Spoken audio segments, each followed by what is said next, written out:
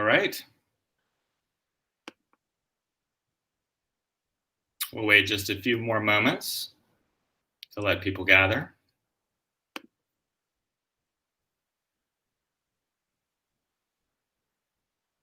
Everybody can hear me okay? Yes. Well, we want to keep time precious for Dr. Avegno. So good evening and welcome to this very important and timely town hall meeting. I'm Joe Kreitziger. I'm the head of school at St. George's Episcopal School in New Orleans here.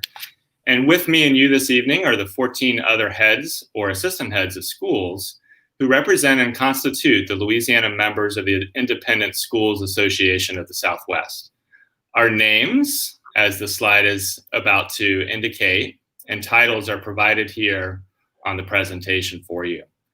Together, it's important to note we serve and educate some 8,000 students and their families in the state, with a good many of us, of course, located in or nearby the city of New Orleans. That is why it is our distinct pleasure to have joining us this evening Dr. Jennifer Avegno, the New Orleans Health Department Director and a fellow independent school parent, I should have you know. She's been a little busy of late, you might say, and while the almost daily appearances at press conferences with Mayor Cantrell and others are what we see and read about, what she's doing behind the scenes in service to the city and state is even more remarkable. She's been a tremendous resource to and spokesperson for Louisiana and New Orleans, of course, but also incredibly available to the leadership teams and heads of our independent schools since at least February, when that novel coronavirus, COVID-19, became a commonplace name and foremost in all of our thinking.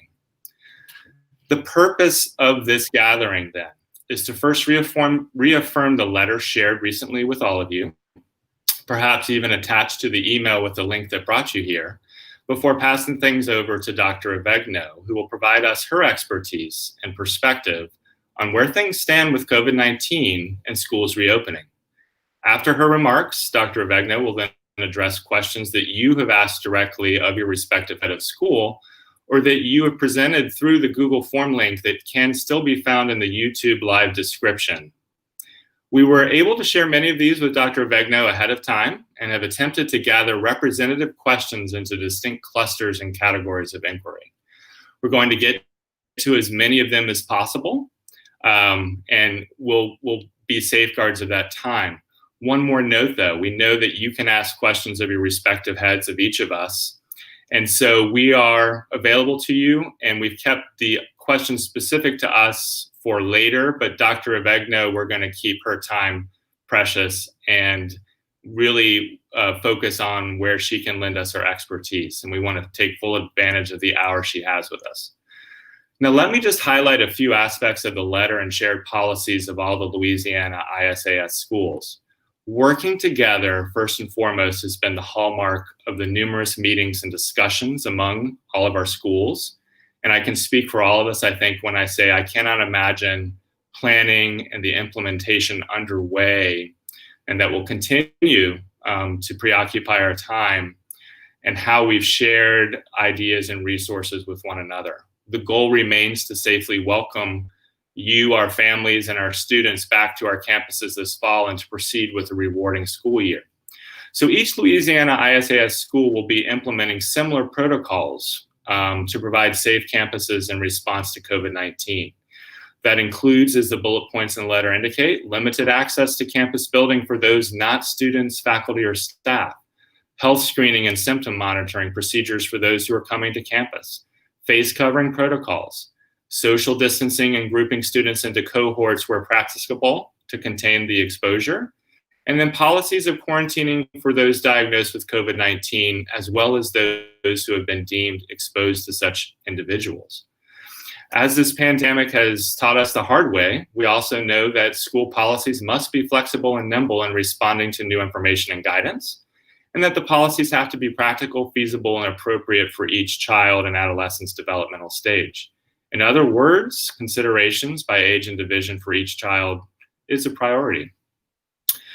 We have also come to agreement that all policy considerations for the coming school year should start with a goal of having students physically present in school.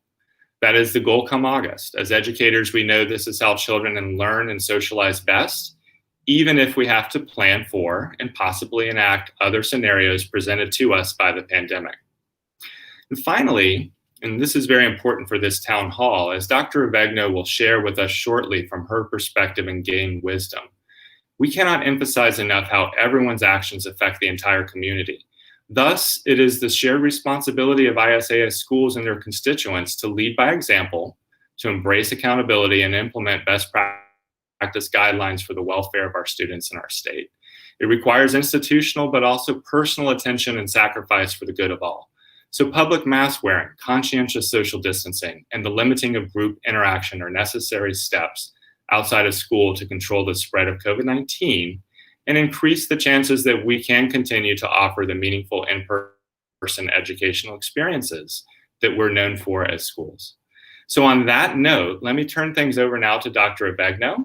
Thank you, of course, Dr. Avegno, for being here. And after remarks, as I mentioned, I'll begin asking the questions that we have received from you recently in anticipation of the meeting. Dr. Avegno, thank you so much for being here. Well, thank you, Dr. K, and thank you to all the heads for having me here today. I speak to a lot of groups these days, but this one is personal and this one is special, and I'm really happy to be among what I know are friends and classmates and parents of my fellow ISAS schools. I am a parent of 4 children educated in the ISAS system. One is still there, and I care very deeply about the quality of education and particularly the character building that the schools provide. But I'm also professionally the health director and an emergency physician for many years. And so my job is to protect the life and health of everyone in our community, whether they're your children and thus my children's friends, or someone who has never been inside an ISAS school. So I appreciate the opportunity to sort of give you a 30,000-foot view of where we are, where we've been, what I think are critically important issues facing us, and how we proceed from here. COVID-19 is a worldwide pandemic with a devastating local impact. As of now, there are nearly 9,000 New Orleanians who are known to be infected, but we know the true number is at least probably 4 to 5 times that. More than 550 of our friends, our neighbors, our fellow citizens have lost their lives, and this is all in 4 months. Regardless of what the true death rate ends up being, and we're not going to know that for a long time, this is a substantial loss of life for our community and others like us. This is orders of magnitude more serious than a bad flu year. It's been no surprise to many of us in the healthcare community that both nationally and locally, the virus has clearly disproportionately affected some individuals and some groups more than others. While our first local deaths were clustered in a nursing home that many of you are familiar with, the brunt of this epidemic has been borne by people of color.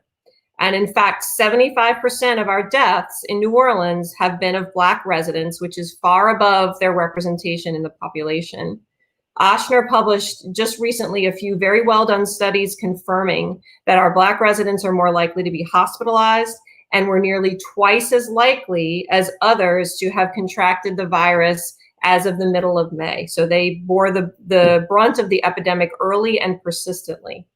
What we know too from our work at the city is that Hispanic residents in New Orleans bear a disproportionate burden of disease and are testing positive at rates often 5 to 10 times those of white or Black or other residents. The inequities that we see in who gets the virus, who gets sick from the virus, and who dies from the virus persist by the neighborhood in which we live. The most at-risk areas in the city that have persistently high rates of infection are all areas with high rates of poverty and minority residents. And the lowest rates of infection are found in places like the Garden District and Uptown and more well-off areas. And so why am I opening with this? Why is it critical, I think, for us as an ISAS community and as residents of New Orleans to understand the disparities unmasked by COVID? Because it suggests that many of us in this school system may not live in the neighborhoods that are severely burdened by disease and may not know many or maybe even any people seriously affected. And thus, I think the understanding may be a little less tangible as to why taking simple precautions protects us, protects others, or how deadly this crisis is and can still be. Most of us who are ISAS parents have the luxury of easy access to healthcare. We do not generally rely on high-risk public transportation. We have jobs that allow us to work from home and reduce our exposure while maintaining a high standard of living. And other than healthcare providers, of which I am one, and I know many ISAS parents are, most of us are not essential workers on the front lines of grocery stores, gas stations, and other places at high risk. This is not the reality for many in New Orleans. And during this time of national soul searching over inequality and race, if New Orleans is to successfully suppress COVID-19, we have to be honest, I believe, as to who it affects most deeply and how each of our actions decides whether our community successfully recovers or does not. So the science on COVID is rapidly evolving and continues to evolve, but we do know more than we did in early March when schools shut down. So what are the actions that are so critical for all of us to take to keep our immediate family safe and prevent harm to others and our community? They're not hard. Number one, wearing face coverings. Multiple studies have shown over and over again that this is a highly effective way to reduce the likelihood of transmission between individuals. But we have to remember that your mask protects me and my mask protects you. When someone chooses not to wear a face covering in public, they indicate a lack of concern for those around them, though they themselves will be protected. Face coverings are not 100%, and they never will be, but they are critically important. The other step that's also important is keeping physically distant from other people not in your immediate household. The rule of thumb is 6 feet apart. Everybody's heard that. That's a solid rule. Is it arbitrary somewhat? Yes, it is. There is mounting evidence that airborne transmission may play a role and may travel longer distances. We still don't know a lot about that. But for now, the 6 foot distance is considered a best practice guidance, and it is absolutely worth following. Hand hygiene, enhanced cleaning, avoidance of touching your eyes and face, all of these are important and continue to be so. The risk of contracting COVID, we now know from touching surfaces, is likely less than from coughing and sneezing, but it's still possible. And so good hand washing and hygiene practices have to be kept up. And another thing that I think people don't realize is the importance of keeping up with regular medical care and vaccinations. Just because COVID is here does not mean that the flu and other illnesses have gone away. Many public health professionals like myself are dreading the start of flu season this fall, as the symptoms of both diseases, as you know, are quite similar. When we take precautions for COVID, we also are likely to decrease the rates of flu transmission, but there's going to be no substitute for a flu vaccine come this fall. So we're getting to fall. Maybe not in the temperatures outside, but certainly on the calendar. And the question I know on everyone's mind, including my own as a parent, is what will happen when school returns? The answer depends on what we do now. There is evidence that shows that young children are generally less likely to be the sources of a spread through a family or in other ways. However, and they tend to have minor cases. That remains true. However, children, there is still risk to children, and we really don't know the extent of infection among children. As many of you know, there have been children who have died from COVID, and the phenomenon of multi-system inflammatory syndrome associated with COVID is real. It is rare, but it is real. On balance, many pediatricians, including the American Academy of Pediatrics and public health experts, believe that in an ideal situation, the benefits of in-person instruction for most children outweigh the risks of children getting serious COVID disease. But for teachers and those with medical issues, that balance is less clear. And I want to be very honest and transparent because I think that's what we have to be.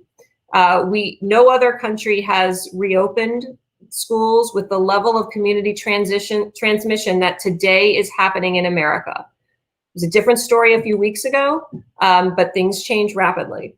The sooner, though, that we can get back to the levels of suppression that New Orleans enjoyed for months after we crushed the curve, the better our chances of getting open and staying open and keeping everyone healthy and safe in the process. Dr. K was kind enough to share with me the ISAS letter of shared goals. I've been on the state and city's public school task forces. The letter is very solid. It is a good framework for reopening with strong health and safety measures, and more importantly, and this is what we all need, flexibility to deal with the variety of situations that may arise throughout the year. If schools do open with significant in-person learning time, it is very likely that there will be COVID cases in schools at some point. One case is unlikely to require a school closure. Families and school leaders will need to work hand in hand with health experts to decide what level of closure and or quarantine is necessary. Parents should take children's symptoms very seriously and keep them home when sick. If and when someone in your family becomes infected or has a close exposure, the most important thing that we can do to avoid spreading it throughout a school is to isolate and quarantine fully. In that vein, it's worth clarifying what quarantine, close contact, et cetera, really mean, because I think there's a lot of confusion about that, and I understand it's confusing. So if there's a scenario where someone you know is positive for COVID, you are considered a close contact if you are within 6 feet of them for 10 to 15 minutes. So if they live in your house, if they are in your family, you are automatically a close contact.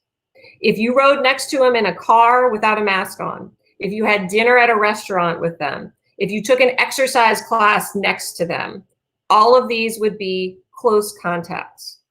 You would not be a close contact if you simply passed them in the hall, spoke with them at a greater distance than 6 feet wearing masks, or were on the other side of the room or the building during a meeting.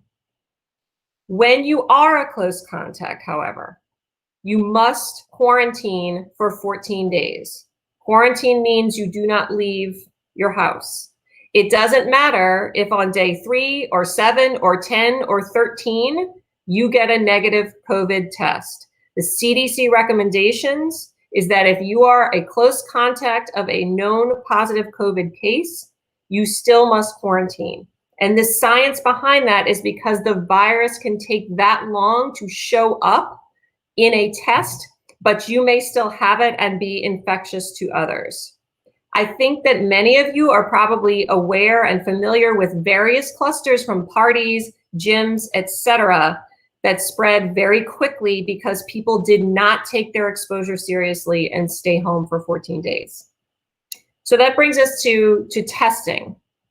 I think New Orleans in many ways is a victim of its own success with our testing program. We have tested the equivalent of nearly a quarter of our entire city's population in 3 months, and that is quite an achievement. But if you have had a real exposure, as I just mentioned, going and getting a negative test does not change anything that you need to do, and it is not an all clear to go out and potentially expose others. If you are exposed, you still must stay home for 14 days regardless of that test result. Getting a negative test result is also not a free pass to go on vacation, visit your elderly relative, have a party, or fail to abide by the general rules on masking and distancing. We are in a real crunch with testing right now. We were told yesterday by everyone from the vice president to Dr. Birx that the testing shortages we're starting to see with our machines are not likely to be fixed anytime soon. And thus our robust testing might come to an end.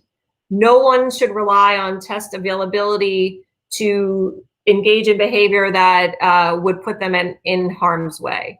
So at this point, if you have a real exposure, if you're symptomatic, then a test might be appropriate for you, but please save them for those who really need them. You know, if I could sum up where we are right now, this is clearly a marathon and not a sprint. No one should expect to return to normal life, i.e. before March 9th, the life we enjoyed, until there is a vaccine or a reasonable cure, which optimistically are several months away. As you have seen in recent days, some of the highest risk activities for rapid spread of COVID are those that New Orleanians prize above all: parties, athletic events, social outings. I love parties. Many of you have been to my Christmas parties. I love going to football games. I love Mardi Gras. But I love my city and I love my neighbors far more than a party that can be postponed. My own ISAS school, St. George's, is very clear about the core values in our children that we should be supporting and instilling, and I think they are fundamental to our COVID response. And that's perseverance, integrity, compassion, and respect. We should be leading on this and using it as an opportunity to have discussions with our families, model good behavior, real conversations about the historic deep rifts in our city that cause suffering and death to those around us, and look for ways in our personal, professional, and civic life to minimize threats to health and economic security for everyone. And I just want to close. I've been, during this pandemic, trying to read every book on other epidemics out there, whether it's cholera, yellow fever, the great influenza, because I'm determined not to make the health mistakes of past epidemics. So I recently reread The Plague by Albert Camus, which is quite a prophetic book for current times if you haven't read it lately. And the main character, a physician, is asked how one combats a plague. And his response is, the only means of fighting a plague is common decency. Those words could not be more true today. That's our responsibility, to act decently towards one another. And I think we will come out of this far stronger than before. So with that, Dr. K, I'm happy to go through the questions. I want to thank everybody. I know a lot of you submitted questions. These are very similar to questions that I got asked in other groups, so they are right on point and on target, and I will do my best to answer them as honestly and transparently as is possible. Thank you. Thank you so much, Dr. Avegno. So, we've been gathering the questions that have been coming in very rapidly, and I know more coming in as we speak, and we'll get to them. What we've done here is we've organized them around clusters. So there's a cluster on quarantine, there's a cluster on testing, there's a cluster here on expressing symptoms, access to campus, and a big question, I think, on schools' minds, masking and some things like that. So let me, one of your last points was on quarantining and some guidance there. And this one came in and was pretty specific for kind of a specific scenario that might be representative for other scenarios. So you've already told us that, say, anybody who tests positive for COVID-19 is required to quarantine for 14 days. Actually, ask the question and then I'm going to clarify that because it's a little nuanced. Okay. And if that teacher, let's say if it was a teacher who tests positive, and if that teacher has 5 classes a day, it sounds like a math problem here. If that teacher has 5 classes a day with 30 students each, do all 150 of those students need to then stay home and quarantine for 14 days? So let me start by saying there's a difference between isolation and quarantine. It's kind of a semantic distance. When I test positive for COVID, I isolate myself. That means I go into a room, I have contact with no one, right? Someone brings me my meals. Obviously if I'm ill, I would go to a hospital. When you are a contact of someone, so if I'm positive, my husband would be a contact. He has to quarantine, and that my household has to all stay together, but they can, move around in their house for 14 days because he's a contact. So in the case of a teacher, that teacher gets COVID, teacher is home for 10 days or until he or she is symptom-free for 3 days. So it's at least 10 days that you're out, and then you have to be completely symptom-free for at least 3 days. It really is going to depend on how the classes are set up. If schools are able to stick to the guidance that they've put forth, and I trust that all the ISAS schools, so if the teacher has been separated physically from students of at least 6 feet, if everyone is wearing masks, and if the desks are being wiped down according to the protocols, it is unlikely that all 150 children will have to be quarantined. Now, I understand that is a lot easier with middle school or upper school children. That's very challenging in a static group. So let's say this is a kindergarten teacher, and it might be next to impossible for that kindergarten teacher to avoid being 6 feet away from some or all of her students or his students. Any child that was within 6 feet of the teacher for 10 to 15 minutes or more would have to quarantine. My best advice to this is that every scenario is going to be different. And so having a line of communication to the State Department of Health, which many of you have, I'm happy to help facilitate. I know NOLA Public Schools is working with Children's Hospital. There are other hotlines. Having a line of communication so that the school can work with the health authorities to make sure that we are, quarantining everyone who needs to be quarantined is going to be really important. Thank you. As a follow-up to that, with the math problem continuing a little bit and the tracing continued, if those, following the guidelines, let's say some of those students then have to go into quarantine. There's a question, I think you answered it in some ways with your statements about whether or not they have to get tested, and then do the kids' parents then need to get tested? Yeah, this is a frequent question. So it's, if teacher is positive and kid needs to be quarantined, what about the parents who were not in the class, right? So they are contacts of contacts. They do not have to quarantine. The child does. If the parents feel that they want to test and can talk to their pediatrician about it, it's certainly warranted, but getting a test does not change the length of the quarantine. It's 14 days, regardless of 1 test, 0 tests, or 14 tests. Okay. And so similarly, someone in the same house with the teacher would have to follow the same guidelines. Yes. And so on and so forth. This was an interesting one around this too. We all employ substitute teachers, and sometimes those substitute teachers work at different schools. So what if we have a substitute teacher diagnosed with COVID-19? There's just this case scenario where a parent has thought with us about, do each of these kids now have to get tested or go into quarantine? Again, it just depends on how close that teacher was to how many children. So again, if it's an 8th grade teacher and she's standing at the front of the class, or he's standing at the front of the class the whole time, everyone is wearing masks, and he or she doesn't come within 6 feet of students, regardless of where the classes are, then it's unlikely that any of the students would be quarantined. A question that's similar to this that I get asked a lot is, I have 4 different children in 4 different schools. Right. If one of them gets it, their siblings' classes in other schools do not need to do anything. So it's just one sort of generation of relationship, if that makes sense. It does. There were questions around with contact tracing too, and HIPAA law and requirement.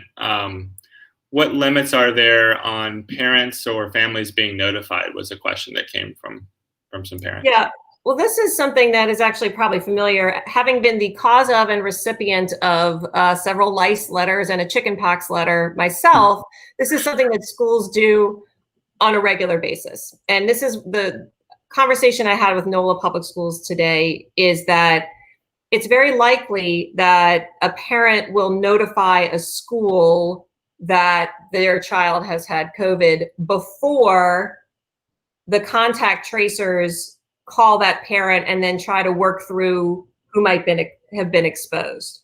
Contact tracing has been a challenge nationwide. When we are at the level of community spread that we're in now, it's very difficult for our contact tracers to get to everybody. A lot of times people don't pick up the phone. So it's very likely, just like with lice, that I would call the school nurse or whoever and say, oh, my kid's got lice, I'm going to keep her home. And just like with lice, this, again, HIPAA applies, right? The school will never say, oh, Jen Avegno's kid had lice, right? My recommendation would be that schools then talk to a contact at the Department of Health and say, we've heard that a kid in this class has gotten, has COVID, how should we proceed? Here's what the layout in the class looks. Here's how the kids circulate, that sort of thing. And then work from there. Parents should not, schools should not bear the responsibility of notifying individual people whether they're positive or not. It's something you're going to want to work with either Children's or the State Department of Health to figure out the next steps. But I anticipate that there will be, some sort of letter to parents that says someone has been exposed and that we are working on quarantine. If that's possible, if that's affecting you, we will be working with the Department of Health to let you know as soon as possible. Thank you. So one question on this, we go through all these scenarios and there are many more, but that one's pretty representative. This one is also just on what we know about the virus at this point. Once you get COVID and recover, a parent asks, can you get COVID again with the antibody in your body? Good question. We don't know. We don't know what a positive antibody means long-term. We know that there are some viruses like measles that if you get measles once or if you get vaccinated, your chance of ever getting it again is very, very small.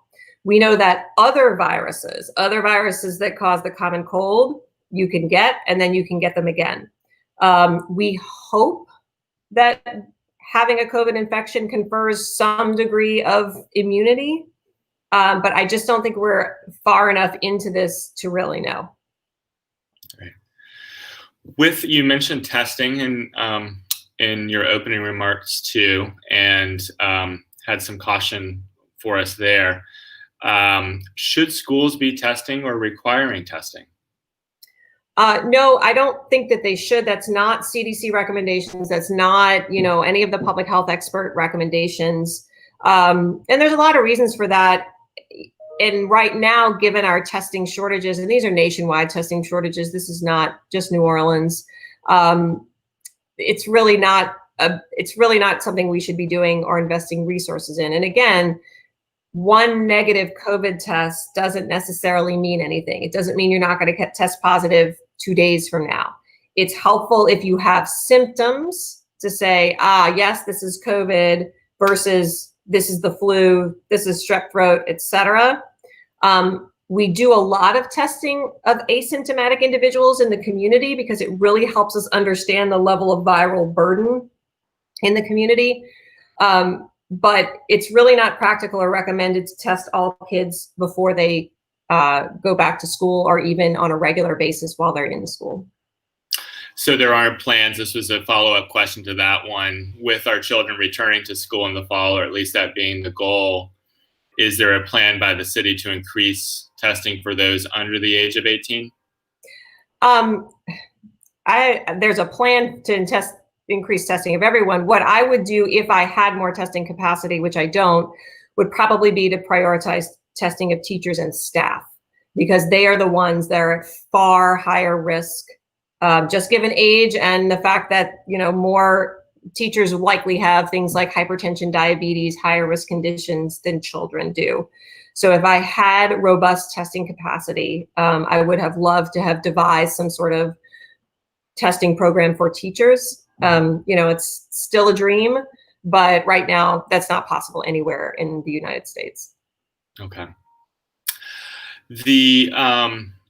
Pivoting a little bit from testing to some other questions we received, a big one is, and we do have some guidance from LHSAA now on sports, but the question comes up quite a bit.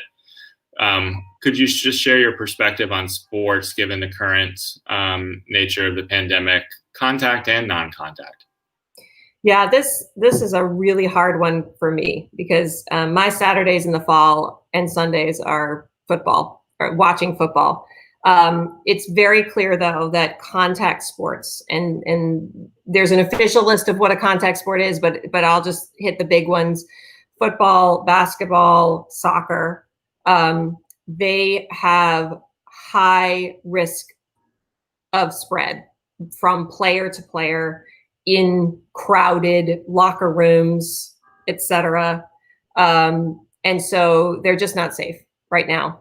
The other thing that isn't safe about sports is the spectators. Crowding people into stadiums has been shown to be super spreader events. And although we have thoughts about, well, we can just space everybody out and distance and it'll be fine and we'll have a quarter of, the stadium, it really is impractical. So I support the LHSAA's decision. I think it's the right decision to keep people safe. Now, there are plenty of sports that either with some modifications or no modifications can be safe. Track and field and running. There are ways, obviously that's single golf, even tennis, where you are distanced from your opponent as long as you're not playing doubles and you can easily, you don't have to high five. You don't have to get near your opponent. Those sports are ongoing. We have not seen any outbreaks yet with playing those sports. Where we have seen some cases with sports, it looks like it was people crowded in dugouts, right? Not actually playing of the sport, but sort of crowding together, in the waiting and watching of the sport. So, as much as it pains me personally, I think right now contact sports are dangerous. Okay. The part of the guidelines then, and we'll